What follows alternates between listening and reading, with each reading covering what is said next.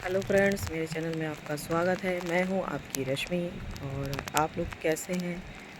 अ, स्वस्थ होंगे, मस्त होंगे, अपने काम में व्यस्त होंगे। कैसा लगा मेरा बोलने का तरीका?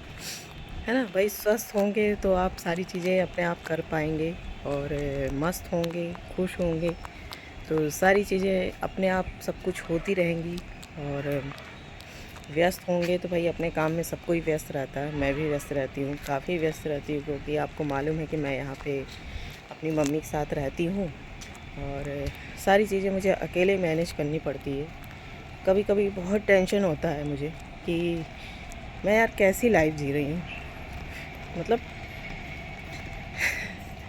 कभी कभी मुझे ऐसा लगता है कि काश के मेरा कोई भाई होता, एक बड़ा भाई होता, या मेरे पापा होते।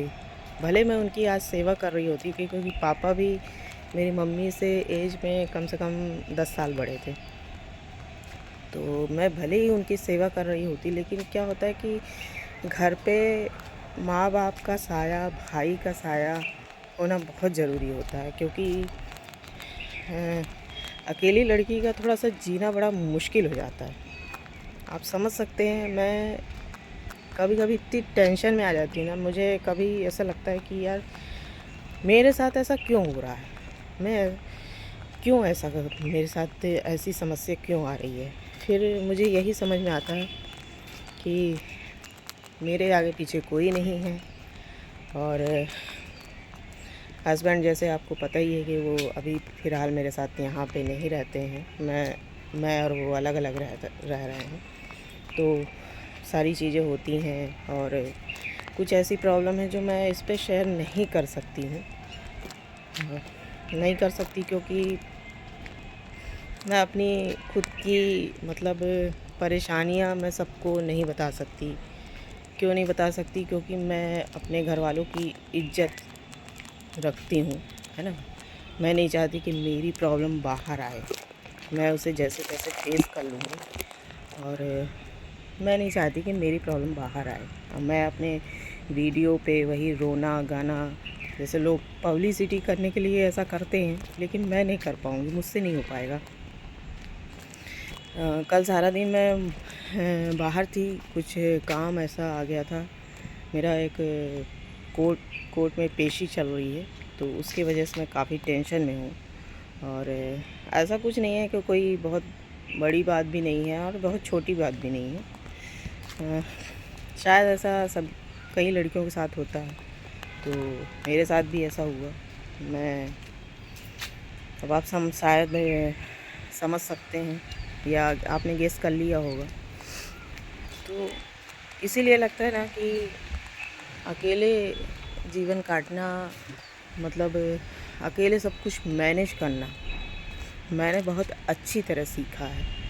और जैसे बहुत सी लड़कियां बोलती हैं कि मैं अकेले अपना नहीं कर सकती हूँ, लेकिन मैं कर सकती हूँ। मुझ में हिम्मत है और हमेशा रहेगी। मैं कभी ये नहीं सोचती कि मैं मर जाऊँ, या मैं कोई ऐसा गलत कदम उठा लूँ। नहीं, मैं क्यों मरूँ? क्यों मरूँ मैं? मुझे कई लोग जिसको ऐसा कुछ पता चलता है, तो वो हमेशा यही कहता है कि अरे आपका तो जीना बेकार है।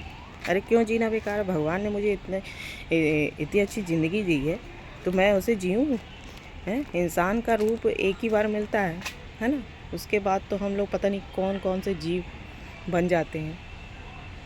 तो इंसान का रूप एक बार मिलता है, तो आप उसे इंजॉय करिए। हाँ, इंजॉय करने के लिए कुछ नहीं भी है तो आप अपने आप पे ही मस्त रहिए।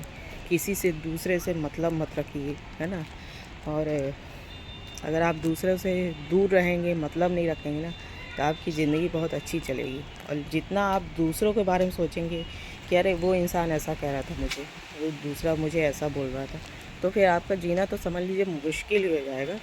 हाँ, टेंशन होती है, मैं ये नहीं कहती कि टेंशन नहीं होती है, टेंशन बहुत होती है ना। टेंशन मुझे बहुत होती है। सबसे ज़्यादा टेंशन मुझे मम्मी की होती है कि मम्मी की तबीयत ऐसे अचानक से ख़राब हो जाएगी, तो मैं क्या करूँगी, क्योंकि मेरे पास ऐसी कोई सुविधा नहीं है कि मैं मतलब उनको दिन इन की बात होती है तो अपन निकल जाते हैं, कर लेते हैं, सब कुछ मैनेज कर लेते हैं। लेकिन रात में अगर कभी कोई दिक्कत आ गई, तो शायद मैनेज करना बड़ा मुश्किल होगा। और मैं हमेशा भगवान से कहती हूँ कि भगवान, मैं जानती हूँ कि अमर होके कोई नहीं आया है ना। एक दिन सबको जाना है, मुझे भी जाना है। हो सकता है कि मैं मम्मी से पहले चली जाऊँ, ऐसा भी हो सकता है, क्योंकि आजकल तो जवान लोग भी चले जाते हैं। तो मैं तो फिर भी अभी ज़िंदगी के आधी ज़िंदगी मैंने काट ली है ना, और आधी बची है। तो वो भी जैसे तैसे कट ही जाएगी, और नहीं कटनी होगी तो हो सकता है कि मैं मम्मी से पहले ही चली जाऊँ। इसकी कोई गारंटी नहीं है, इसकी कोई भी गारंटी नहीं है। और मैं लॉन्ग टाइम जीना चाहती हूँ। और आप लोगों को लगता होगा आज ये क्या बकवास कर रही है। बकवास नहीं है, जिसके ऊपर बीतती है ना वही जानता है कि मुझे क्या परेशानी है। मैं हर चीज़ शेयर नहीं करती हूँ उस पर, और करना भी नहीं चाहती हूँ मैं कोई व्यूज़ के चक्कर में। ठीक है, जैसा है भगवान ने मुझे दिया है तो मैं उसे झेल रही हूँ, या फिर समझ लीजिए कि मैं उसे इंजॉय कर रही हूँ। शायद मैं इंजॉय कर रही हूँ। तो मैं आ गई हूँ अपनी छत पे हमेशा की तरह वीडियो बनाने के लिए, क्योंकि यहाँ पे थोड़ी शांति रहती है तो वीडियो बनाने में मज़ा आता है। और मैं अपने पेड़ के पास आ गई तो आज है गुरु पूर्णिमा। हालांकि मैं वीडियो एक दिन पहले बना लेती हूँ, लेकिन कल मैं बहुत बिज़ी थी तो मैं नहीं बना पाई वीडियो। थोड़ी टेंशन में भी ज़्यादा थी। कोर्ट कचहरी का मामला आप समझ सकते हैं कि पूरा दिन समझ लीजिए मैं भूखी प्यासी वहाँ पे बैठी रही, क्योंकि मैंने अभी बाहर का खाना बंद कर दिया है बिल्कुल भी, क्योंकि मेरा वेट बढ़ रहा है। इसलिए मैंने बाहर का खाना बंद कर दिया है। जो भी है घर में अपने हिसाब से बना के अपना खाती हूँ, है ना। तो हो सकता है कि मेरा थोड़ा सा वज़न कम हो जाए, क्योंकि मुझे थायराइड की प्रॉब्लम हो गई है और मुझे घुटनों को भी दिक्कत हो गई है। तो ये सारी चीज़ें मुझे देखना पड़ रहा है, सब चीज़ करना पड़ रहा है। तो आज है गुरु पूर्णिमा और आज है साईं मंदिर में बहुत बड़ा प्रोग्राम है, तो मैं वहाँ पे जा रही हूँ शाम को नहीं, मतलब मैं 4 बजे तक शायद निकल जाऊँगी। तो आप लोगों को मैं वहाँ का वीडियो शेयर करूँगी, देखिएगा आप लोग। यहाँ पे बहुत ही अच्छा सुंदर बहुत सजा हुआ है। मैं एक दिन पहले हो आई हूँ और मंदिर अच्छा खासा सजा हुआ है, सब कुछ अच्छे से। बाबा इतने सुंदर लग रहे थे ना कि मैं आपको क्या ही बताऊँ। मैं साईं बाबा की बहुत बड़ी भक्त हूँ और उन्होंने मेरी नैया हमेशा किनारे पर लगाई है, और शायद इस बार भी मेरी नैया वही किनारे पर लगाएंगे, ऐसा मुझे पूरी तरह उम्मीद है, आशा है उनसे। और वो मुझे निराश कभी नहीं करते। तो ठीक है फ्रेंड्स, आपको अगला ब्लॉग साईं मंदिर का मिलेगा, तो मिलते हैं अगले ब्लॉग में। Okay bye.